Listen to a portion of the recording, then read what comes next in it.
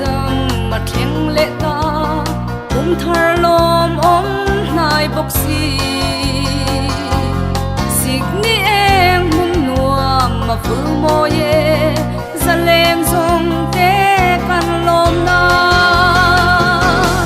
lim ta ki toy mo yang ren na la lo piang lo mi per kwang ting chang ri moi ne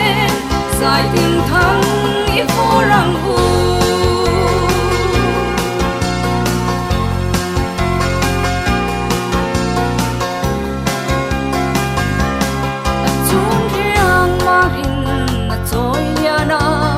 Bethlehem bong im ploma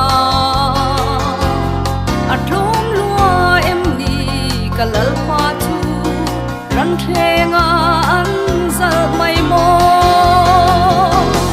lim ta ki toy mo yang ren na la lo piang lo min per kwang ting jang ri moi ne sai tin thang i pho rang u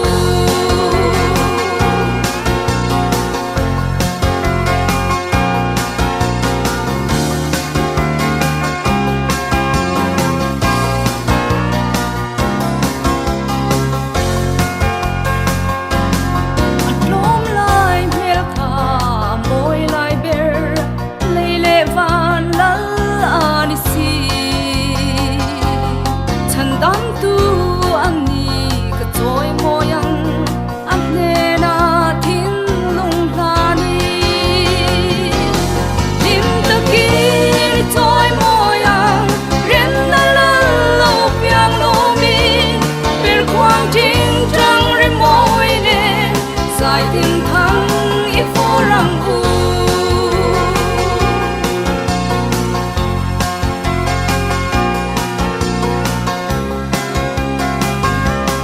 chan dam tu isu Emmanuel i chun le zwa chan kanwa kan thin lung chunga lo piang le la nem ten kan thoi tlei nam che toy mo yang ren na la lo piang lo min per kwang ti